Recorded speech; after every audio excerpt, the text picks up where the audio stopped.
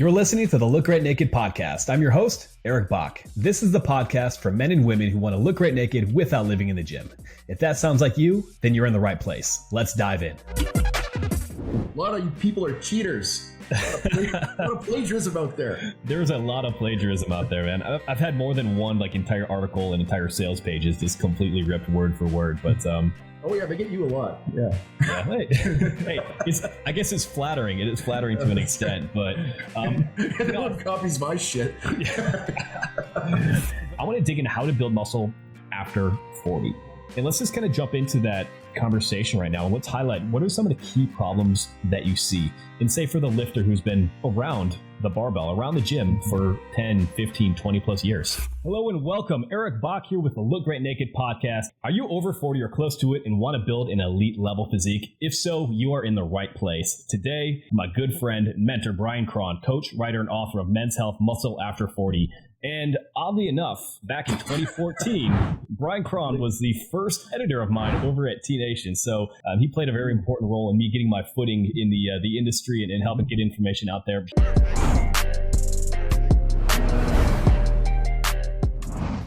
Bryan, it is great to connect with you. Hopefully we can rein in our laughter because we've been going off the chain for about 10 minutes right now, but I'm looking forward to chatting with you. Hey man, great to be here.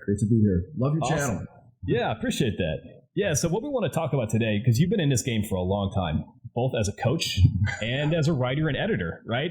And, one interesting thing that you mentioned before we really got rolling here was you have seen so much content. You have edited so much content in the fitness industry that you can pick out exactly what stuff is getting cherry picked and rewritten from other coaches and used as content today. It's unbelievable.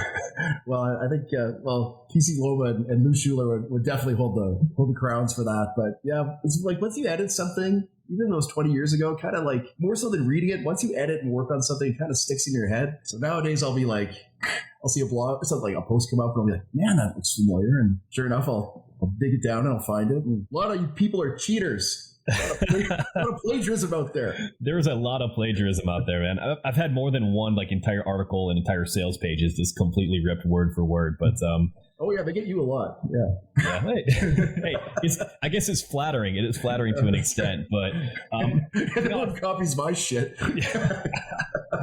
But I think what that alludes to though is longevity in the fitness industry, whether you're a coach, whether you are a creator, whatever space, whatever area you fill within that void, it takes a long time. And there's a lot of things that tend to get repeated. Yet what a lot of people really struggle with is how to adapt their training as they get a little bit older. And you've been doing this for so long. You've seen so much content, had so many successful clients that I want to dig into how to build muscle after 40. And let's just kind of jump into that conversation right now and let's highlight what are some of the key problems that you see. And say for the lifter who's been around the barbell, around the gym for 10, 15, 20 plus years. It's always a handful of the same issues that, men and women face, especially men, around, once they hit 40, it's that their injuries start to catch up to them. Invariably, if you train hard at any point, for a few years, you're going to acquire this wear and tear, no matter how safe, no matter how scared you train. And then you combine that, we're just at the ultimate peak of being busy. So you get these two things that are just, it's a perfect storm. So all of a sudden you're not training as much, you're not training as hard, training isn't as fun. When you do, go less frequently, and then when you do go, things don't feel as good because you're a little more awkward. You're kind of out of shape, so to speak. You're not moving as well. Combine that with restrictions, and people just literally will go from consistent 5 days a week, like hardcore committed weight trainers, to just not enjoying training at all. And I think that's the biggest thing, is it just stops being fun that way. It's not so much that they can't do it. It's just all of a sudden it stops being fun. It's a pain in the ass. Yeah. I see that a lot as well. Somebody will be really well, they'll be very consistent for years. And you start getting even, lower to mid 30s, life starts to pick up, really starts to peak. Kids get different ages, career. Inevitably you have stress with family members who are getting older, starting to deal with health issues. And it can be just so much stress kind of hitting your body all at once. You combine that with having years of wear and tear on your joints, just from being alive, let alone training hard. And pretty soon, at least what I find is many people will want to do things the same way that they did when they were 25. And those things are not fun anymore. And they're not quite sure how to adapt, especially in the gym. Is that something that you see often? Oh, totally. And it doesn't help that people are, all of us, we're kind of smarter than ever. The training knowledge, the training level of aptitude is at an all-time high. So you got people knowing how to optimally train, and then all of a sudden you can't do it anymore because, oh, my shoulder's always hurting. I can't overhead press. I can't flat bench. I can't. And that list gets longer and longer. But doing something, but regressing it feels like, that's suboptimal work. I can't use that. I can't do a cable chest press. If I can't do a dumbbell or a barbell or a hammer strength, then what's the point? I don't want to do something that's suboptimal. And meanwhile, the difference between ideal and pretty damn close, it's like mere percentage points. But I find a lot of people, if they can't do ideal, it gets so frustrating for them. They often will not train at all. Yeah, especially with people who are, quote unquote, high performers. They hold themselves to a high standard in many different ways in their life, right? And, typically how you do anything is how you do everything. And so if you're a person who tends to push very hard and you can no longer push in the same way that you did before, and then going, as you mentioned, from a barbell bench press to having to use maybe a cable, doing a costal cable press or something like that. Yeah. You're thinking, what the heck is this? It's completely different than what I did before. And so essentially what happens is people stop being interested in training, or they're not sure how to adapt things properly. Mm-hmm. And so when it comes to training after 40, let's talk exercise selection. What are some specific changes that you typically see or like to make? I mean, are people avoiding the barbell more? What does that look like? Well, there's a handful of classic kind of, overuse injuries that especially guys will acquire. And it's probably 80% of the male clients I work with, they've got a shoulder issue of some kind. Close second would be probably elbow or knee. And then there's always lower back. Often when I work with someone, especially with the shoulder, I even if their shoulders are great, they don't have any pain, I'll already start kind of like, we do more dumbbell work, we do stuff with a neutral grip. We're going to make sure you're clear to press overhead, all these things. Even if their shoulders feel great, just because I know the writing's on the wall. It feels great now, but in 5 years, it'll probably be. And again, the training effect they get from these modifications is just as good. So it's not like they're sacrificing progress. But the biggest kind of rule of thumb I find is never work through pain. Like you have to, and that's where that whole optimal versus almost optimal kind of conversation comes back again. Because even if you have to do movements that maybe aren't quite as, I don't know, biomechanically good. I don't even know what the word is. If it doesn't hurt, like it's better. I mean, I always laugh when I see people posting like, whenever I do lateral raises like this, it hurts my shoulders like crazy, but I keep doing them because I don't want to do an inferior version of my bone. Yeah, it's hurting you. It's already inferior. So that's the biggest thing. Like there are no must-do exercises in this game. So never work through pain is probably the most important thing you can kind of drill into your head. Yeah, I see that so often. And again, I mean, this, from the editing side is anytime that there's a piece of content created, a piece of content is generally created not necessarily to provide context and argument on both sides. It's to hammer an argument, right? And so you see a lot of people will fall in love with a particular tool or a training methodology. You have to bench, squat, deadlift. You have to do everything with a barbell. And I see that so many people start with something like that. And frankly, it does very well to build that foundation of strength and build those movement patterns. But the failure to adapt when things are starting to hurt because their ego stays attached directly to those exercises is one of the biggest issues that really leads people to both get stagnant with their training and turn these small aches and pains into really long-term injuries that can truly sideline their training. Yeah, like absolutely. Like a perfect example is like a chin-up or a pull-up. And if you do them, fantastic exercise, great upper back builder, eventually burn out your elbow. Like it just happens probably to throw a number, probably 70% of people. So the natural thing is, okay, we'll switch to a pull down. Something where you can, or avoid vertical pulling altogether, do more rowing. The minor difference is that you're not getting this ideal, because there's nothing better than especially a weighted chin up. This feels great. Yeah, there's nothing better. But you can get basically an identical training effect, especially for hypertrophy, an identical training effect with a slightly different variation and not burn out your joints. I mean, why wouldn't you do that? So.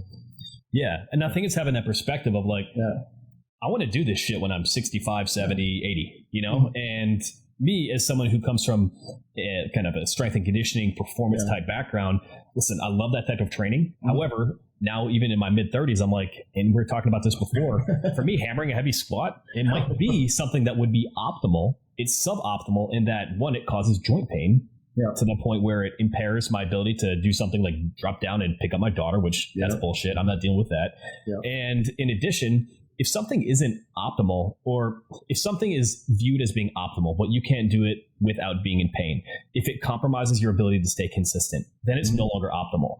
I would much rather follow a program that is suboptimal in terms of all these different parameters, in terms of the tool being used or the loading parameter being used. If you can lock in that consistency is what compounds over time when it comes to making the best progress possible. And I'm sure that's what you see as well. It's like your clients who can stay consistent are the ones who get the best results, whereas people who go fucking ape shit for like 6 months but blow everything out, then they're on the shelf for another 6 months. That's when it really gets to be problematic.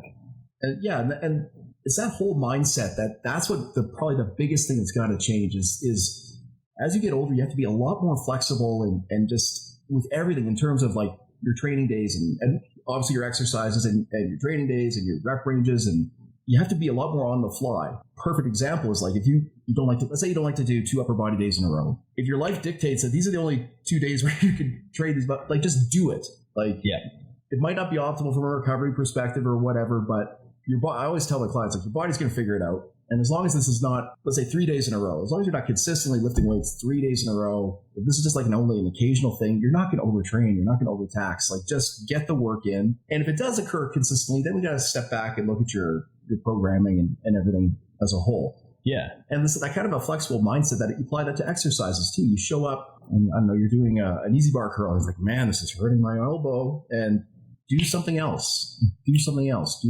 supinated dumbbell curl. Do a cable curl. Don't do curls. I know. Last week, take a week off and your biceps aren't going anywhere. It's a tough message to get out there because it sounds really kind of soft.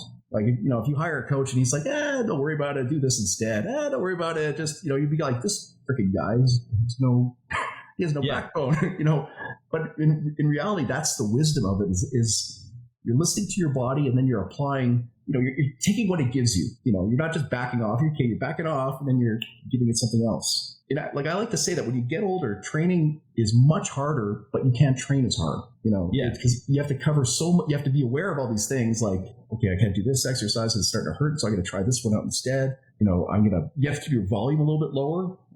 Ideally, you have to keep your technique rock solid. And then there's all the other things outside of the gym that's younger. But like I like to say, like when you're younger, you can really compartmentalize. Like you can go out and get blasted at the bar till 2 a.m. and when you're 19, say, and then the next day go in and squat a PR, no problem. Done it myself. Yeah. Well into my 20s. If I did that now, I'm 50. If I did that now, I'd be definitely in the emergency room. Probably ICU, if I'm being honest. Skip the ER, but because you can't compartmentalize like that. You have to be a lot more. You have to have all your ducks in a row, basically. Yeah, all the little details start to matter quite a bit more, right? And you have to build the skill set. And one thing that I like to preach is I teach my clients how to become self-sufficient. I want them to understand what we're doing and why, and then how to make those adjustments. So, for example, your shoulders beat up and you have a bench press. Okay, can we go to a closer grip? Does that solve the issue? No? Yeah. Okay, can we go to dumbbells? Still an issue? Can we go neutral grip? Okay, still an issue? Can we go to cable? Still an issue? Can we go with a fully machine supported, right? And so it's like, how can you look at the movement patterns, the key components that you have in your training and understand these are the adjustments that I need to make? Do I need more stability? Do I need to make an adjustment in my tempo and my loading? And when you start to learn how your body can perform while still keeping the goal, like in this case with a bench press, it could be building your chest, building your triceps, building your anterior delts as the focus. Well, then the tool doesn't become quite as important because you're still understanding that key principle and able to make those adjustments on the fly. And that's something that takes decades to learn how to do. When you do embrace it, though, it kind of, I was speaking for myself personally, it kind of softens you a little bit. All of a sudden, you're not as dogmatic about your training code, your training principles, and it actually gives you kind of a more of an appreciation of just interesting this whole thing is weight training and building your body and how there's so many different ways to do it. And there's no one best way. There's ideal methods, but it depends on the context of that person. So like what's ideal for, well, you and I are probably pretty similar despite your youth. What might be ideal for us would be different for someone else, and just depending on their work schedule or their age or their physical limitations or whatever.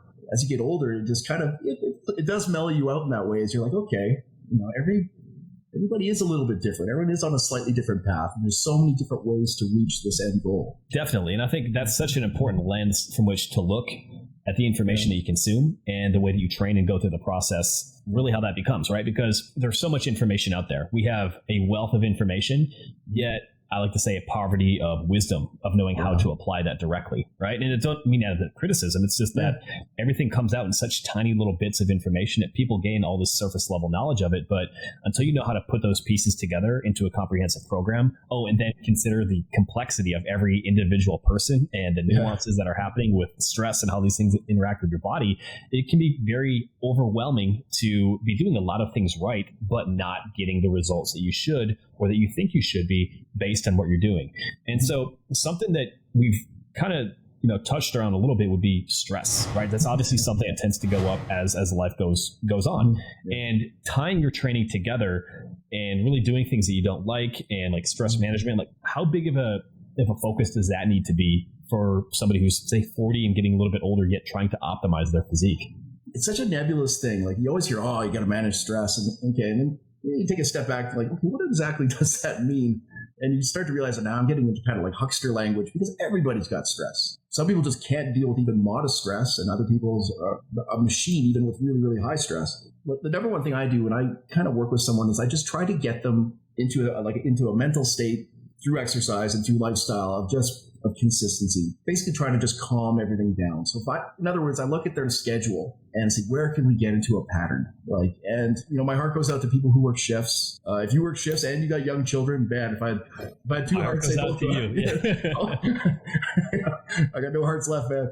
But that's tough. It's tough but the more kind of consistency that you can put into your life, that's probably the easiest way is to lower things down a little bit. The best way to learn a lesson is to experience it yourself. And as anyone who's ever moved, you've ever moved a house where you have young kids, you're like, holy shit, why am I so stressed right now? Because you're in chaos, invariably. So the more you can kind of keep your home life consistent and again, it's all a process. Nobody's going to have this perfect, get up at the exact same time every day and everything's done for them. Well, I guess if you're a 21-year-old fitness influencer. Exactly.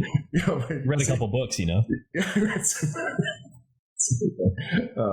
But the idea is kind of just to operate life from keep as much consistency as I can, and then when you have what I like to do is when I get an idea what their life is like in terms of their work and their commute and their family life and their obligations, where can I insert training in there that will not only fit their schedule but also kind of reinforce this consistency? All of a sudden training becomes like, okay, it's not just this thing that I gotta go do to get my goal. It's this thing that kind of keeps me anchored. It's like this thing that keeps me centered, and more so than training, I find it's daily walking. Yes. Like if I can get somebody getting out of bed before their family even and getting 30 minutes, that will, first thing in the morning, that will do huge lengths just to lower the lifestyle inflammation, I guess.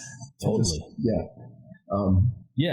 Daily stress reduction, things like that, and really, one, I'm a huge fan of the daily walks in the morning, ideally around sunrise. You can set that circadian rhythm and have a little time to yourself. Will you burn a few calories? Yes, but that's really the last thing I'm concerned about with it. But it's just a time to yourself and a time for you to relax and really start stacking a win. Yeah. And we can have that anchor, as you mentioned, have an anchor position where it's like when you start the day knowing that you're doing something for your health, it really sets that snowball going downhill where the next choice becomes easier. You also mentioned just in terms of keeping consistency, right? I've personally found, and I've been very fortunate to have some of my clients now for literally like my entire training career from being in person to now online, where it's like the ones who are most successful, they train at the same time every single day. They eat the same basic foods consistently every single day. Now they might have, the occasional, dinner out or do something different for dinner, but like 80% of what they're doing is the same each day. When you embrace some of that quote unquote monotony, you got to think like the people who get in the best shape in the world, they do the same things over and over again. The athletes who perform the best in the world, they do the same routine over and over and over again. The people who get lean will tend to eat the same foods over and over and over again. And so the idea is to get away from just thinking everything has to be about kind of fun and entertainment and keeping the variety in there. Because when you introduce more variety in terms of some of these different areas, not talking about variety and being adaptable with your training program, but variety in terms of daily routines and structures, it eliminates decisions. And when you can make something as simple and as automated as brushing your teeth, and that's the way that you eat, and making the right choices, that's how you open up a ton of headspace. You can take stress down and look good naked, right? Especially if you're doing the right things. Well, yeah, and it always kind of makes, when I work with somebody new and You summed it up perfectly, by the way. And I kind of give them that exact same speech, which you did much better than I do. Often I might get, well, I kind of like my variety, man. I kind of like, and I'm like, oh, really? And I'm like, well, keep a food log for a week, and you'll always see the same things. The same breakfast if they have it, same snacks, often the same lunch, if not very, very similar. Yep. Variation of fast food or variation of a salad of some kind. Again, same afternoon snack. It's dinner, and even that is like, it's not like one day they're having freaking curry and the next day they're having barbecue. Yeah, exactly. It's like it's a lot of variations of the same thing. So you point that out and say, well, you're already basically a creature of habit. It's so then it's like, oh yeah, I guess so. Yeah, and then it's fine tuning that dial just a little bit to make things better. Yeah, that's kind of how the whole process is more kind of like consistency applied to it. You get into a good repeatable plan that you can evaluate. Then you can. That's one of the keys of getting that daily rhythm in. Yeah, and actually, that's a key point, right? Like, how are you going to really know what's working if you're changing the formula all the time? Well, yeah. I had a client. We had a call yesterday, and she said, "Eric, I was working with this in-person trainer, and every time I came in, we were doing different exercises. We've seen a typical thing with a personal trainer in the gym, right? Like, they're changing everything up. Everything's a circuit, and the idea is they want to keep their client entertained, and they keep them coming in, which." Again, I don't want to shit on somebody's ability to make money and probably have a great relationship with somebody. But she was like, how come this is working so much better when we have exercises done in 3 to 6 week blocks? And I said, well, the reality is it takes your body a couple weeks to even just go through getting familiar with a movement again. Yep. And if you are never getting familiar with a movement, you can't master it. And when you cannot master the way that you perform a movement, just from a technical perspective of doing everything correctly, you're never going to be able to tap in and say, for example, improve the mind-muscle connection. For example, if you take somebody who's never done a squat before, put a bar on their back, they look like a drunk baby giraffe falling all over the place. Right. But if you have them keep doing that, it starts to get a little bit more smooth.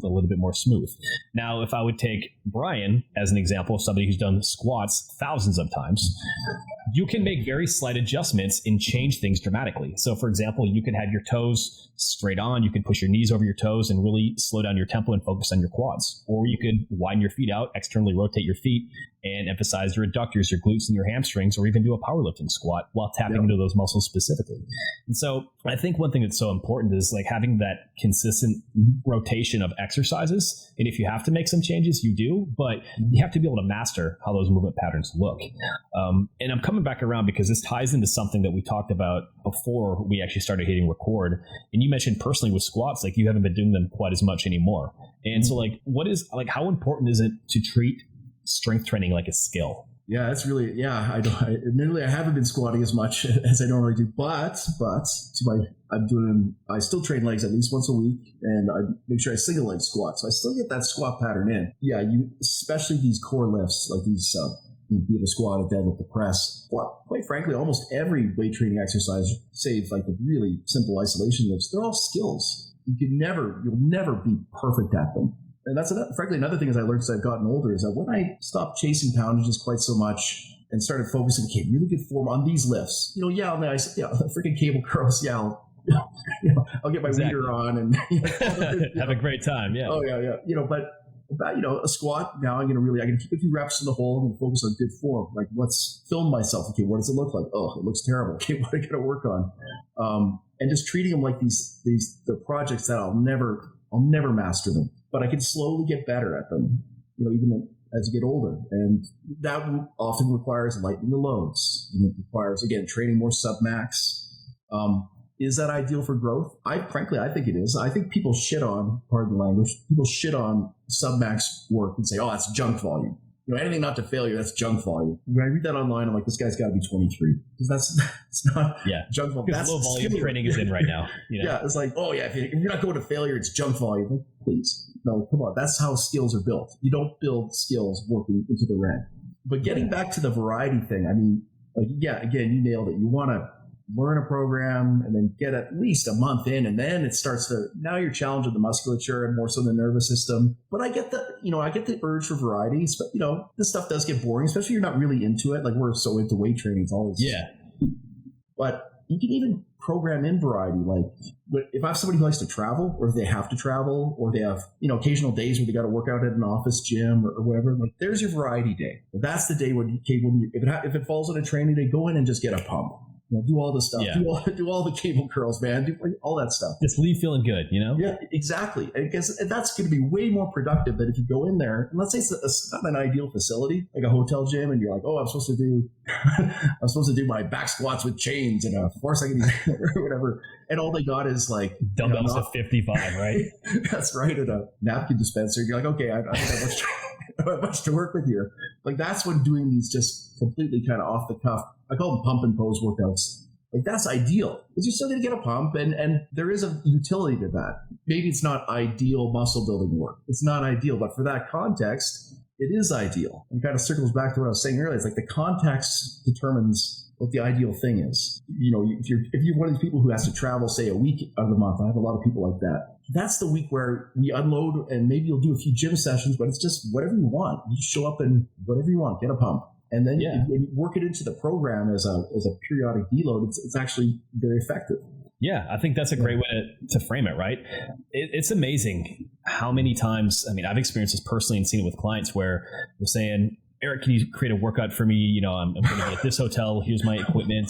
I know where this is going. And like 80% of the time, one, it doesn't get done. So, like, I know that kind of going in. Like, there's that aspect of it.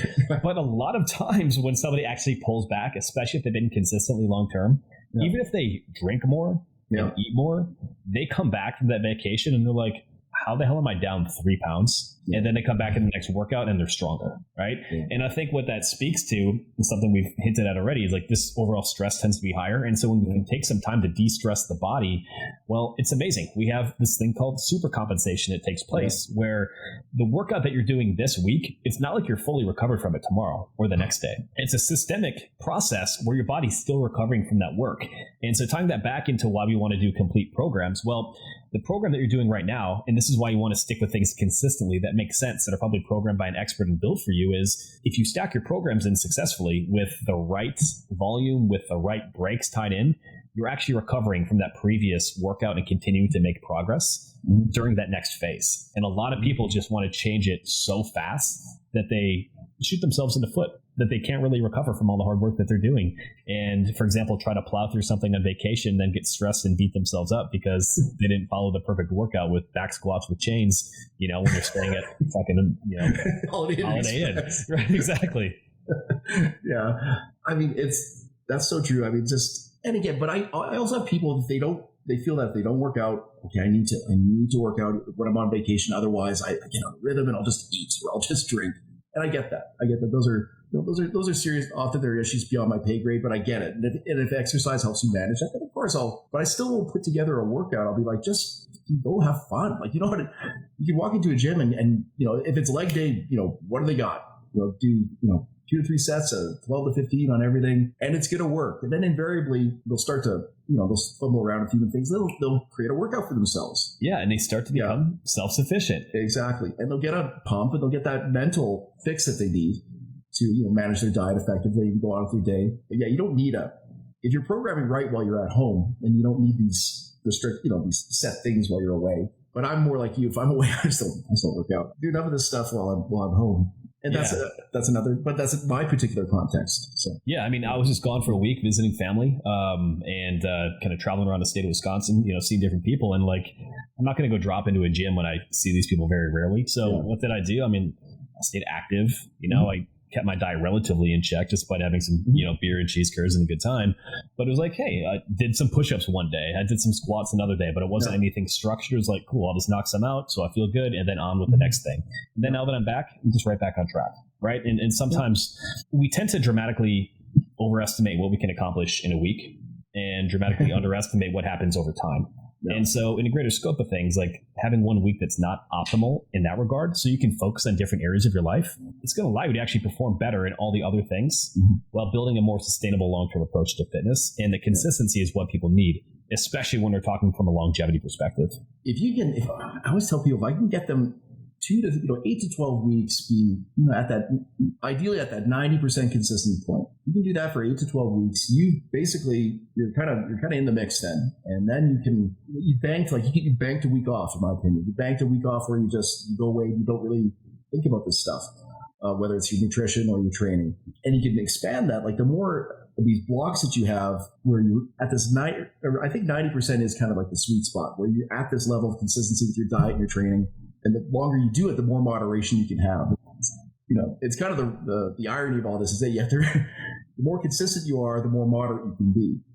And that's kind of getting back to, as you get older, moderation is tough for people. They're like, okay, I want to be able to do things at an ideal level where you have to kind of self-moderate. Yeah, definitely. And I don't even know what to call it anymore. Twitter, X, I don't know what the fuck Elon thing that's going on, right?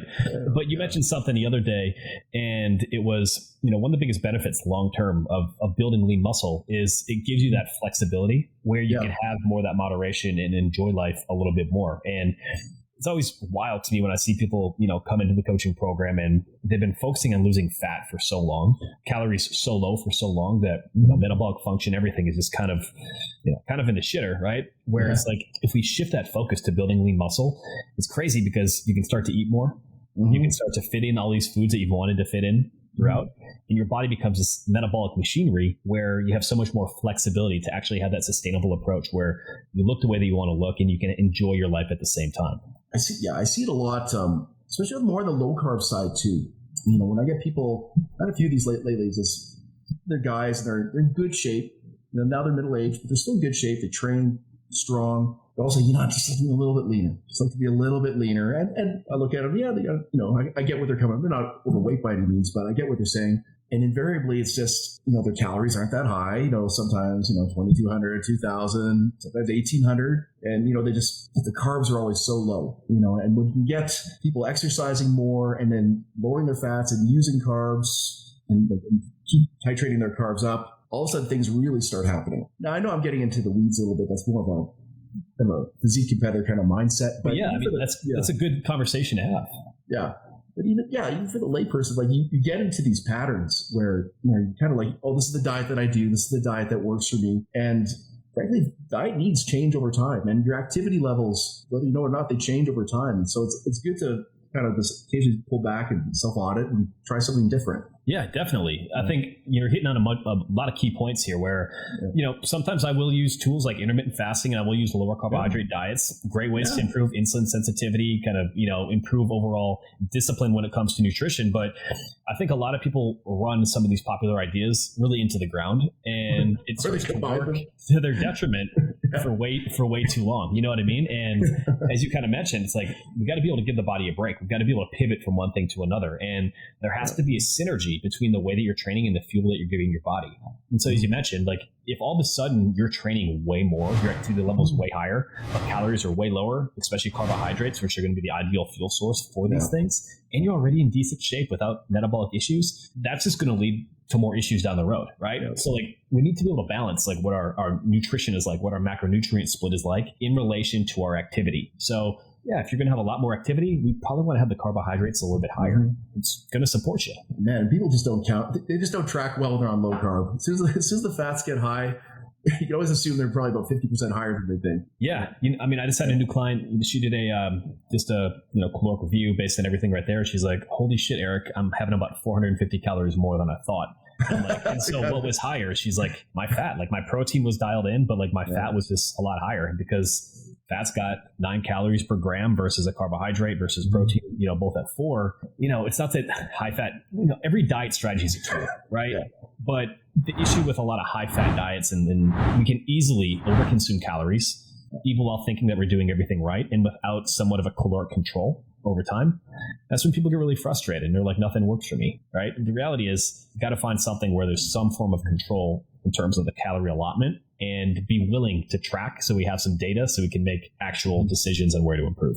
I just know that when I allow myself that 1 tablespoon of peanut butter, and I'll have that 1 tablespoon, then I'll look at the jar. It'd be like a full jar, and then I'll look at it the next day after my 1 tablespoon, like, wow, a quarter of it's gone. That was one hell of a tablespoon I had. I know what you mean, right? Like if we have cashews in the house, like listen, look at my thumb. Like this is a serving of cashews. That's like 3 or 4 cashews. It is. And like, you know what? When I'm having cashews, like I'm cleaning that thing out. I'm having handfuls, and like a handful of cashews is like 450 calories. Yeah. That's like eating, 8 to 12 ounces of chicken breast in terms of the calorie allotment, right? So people tend to get in a lot of trouble with that if they are not really dialed in those portion sizes.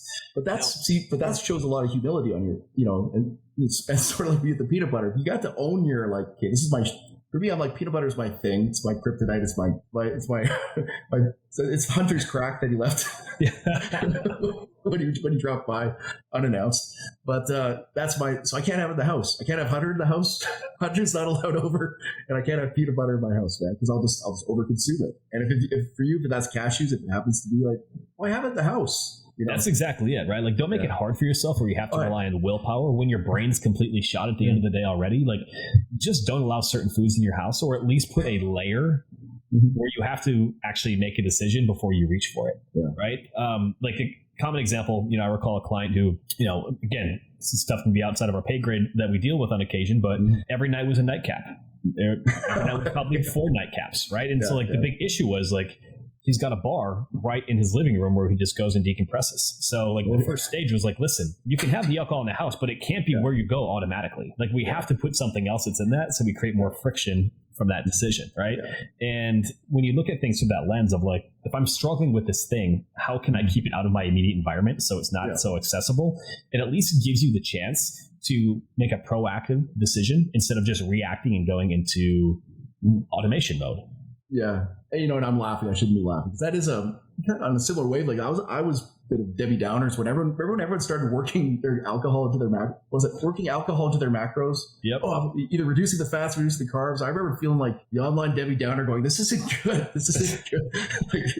I definitely did that for a photo shoot once. I went out like 3 weeks before and had like 12 vodkas. I'm like, I guess I'm drinking protein shakes. I eat steak and vodka. That's my diet. But I've had clients who are like, you know what, I can help you work this into your diet, but I don't think this is a good idea. Like, see, that's where you have to kind of know yourself. And some people, it absolutely is. It's a nightcap. It's that one drink before bed, and it rarely goes above 1. Other people, if it's not a good fit for them, that's 1 becomes 11. Like that's the way it goes for some, for sure. Yeah, and so it's about knowing yourself. Yeah, individual context. Yep, that's the key. Individual context. Obviously, health becomes a greater factor, and I know I've seen just definitely a shift in talking about kind of wellness and longevity with a lot of your content. So when somebody say 40, the thing I see all the time is, people talk about, hey, worried about my hormones, my metabolism is slowing down and all this, which the reality for most people is like you slowed down and you just kind of kept eating more. But like, what are some baseline things that you like to focus on? Any particular supplements, tests, regular blood work, anything like that? Well, yeah, you definitely want to, the big thing with blood work is, that's such a nebulous term. You want to have a good expansive profile, rattle off all the tests, but you want to start young. You don't want to wait till when you're 45. I'm going to start running some labs. Oh my gosh, my testosterone's low. Well, maybe it's been low your whole life. And, there are very jacked, very muscular, very healthy people who just have naturally low testosterone, and they're perfectly fine. They're much manlier than I am, so that's not a thing, but just that's how they're wired. But if you don't test until you're not feeling so great in your mid-40s, you kind of lost your jam, so to speak, and you run a test, it shows you're low. That's your only thing you're going off of. Maybe things started to dip 3-4 years ago and you just didn't know it. In other words, it's good to start building this baseline when you're around your age. Yeah. I think people have gotten a little too hot and heavy about hormones and lab work. I mean, yes, get the testing, get it done, but you always want to start with lifestyle. You want to get a good physician who treats your symptoms as much as the numbers. Like, I'll read stuff online. People will be, my testosterone's down 20 points. And I'm kind of like, I had testing this a month or 2 ago. They screwed up the collection. I have to go back a half hour later. I think literally somebody dropped one of the vials or something. So I have to go back and give them another sample. So I had 2 rounds done. And in half an hour, my testosterone changed by 50 points. Yeah. And I didn't do anything in that half an hour. I didn't go attack a bear or attack my wife or anything. Like, attack a bear. That's the most Canadian thing you've said. Well, that's what we do. That's how I met my wife. She was attacking a bear.